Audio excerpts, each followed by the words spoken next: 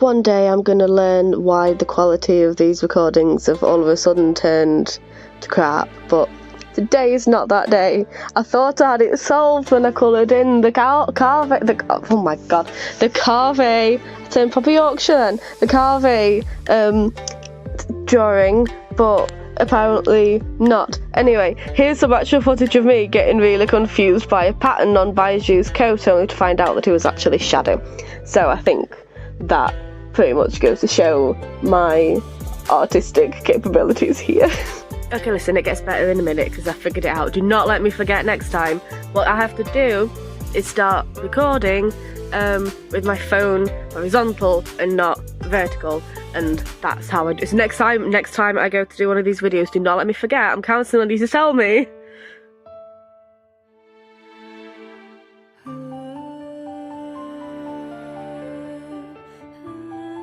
There is some meaning behind this drawing, or like the composition of it, kind of. I mean, I didn't come up with it myself, but it's from the part, it was inspired by the part of Baizhu's trailer where he's like on the screen twice, except the version of Baizhu in this that's standing up is not the same. I use a different reference for that bit.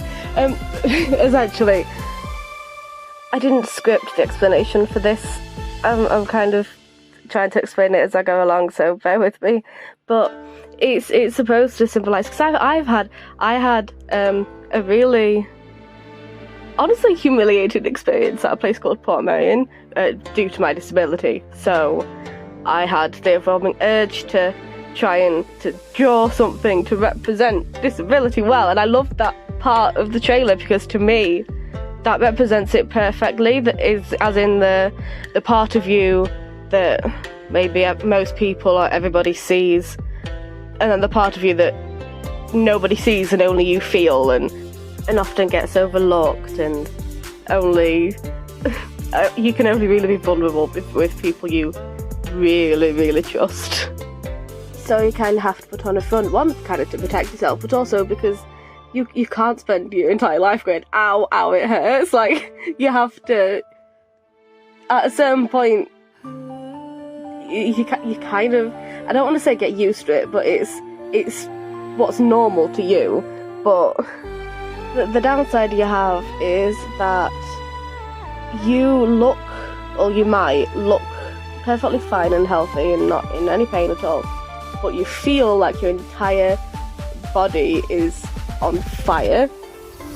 And so then when people hear like what your issue is, you get a bunch of people claiming that that's not true, because if that was true, you'd be in a lot more pain than that, and you'd be struggling a lot more than that. And it's like, yeah, that's exactly how it feels though. In fact, right now, for me, just minutes ago, my entire left leg just stopped working and seized up, and it hurts a lot. But I'm still sat here talking because it's a thing that I'm used to happening. It's bloody debilitating, but I can still... Do you know what I'm trying to say? It's basically, it's supposed to portray this kind of thing of having sort of two sides to yourself when you're disabled or otherwise unwell, and the same is for Baizhu as well.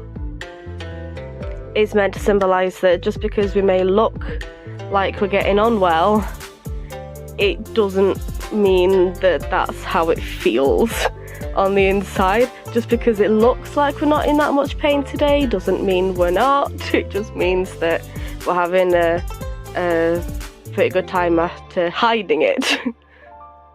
Even though, of course, his reasoning is completely different. The element in his story where he kind of puts on a smile for people and doesn't let people see how ill he is, it kind of resonates with me, and I think it's something that would resonate with a lot of disabled people.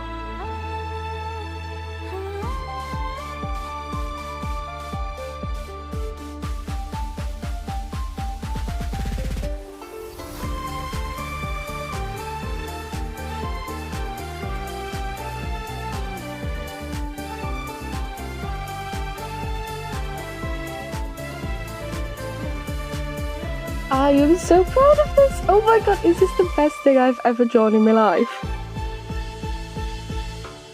That's so cute. Hey, who's talking about me behind my back? Hi! Sheng, Chi-Chi meant that as a compliment. There's no need to be upset. Hello? Hello, child.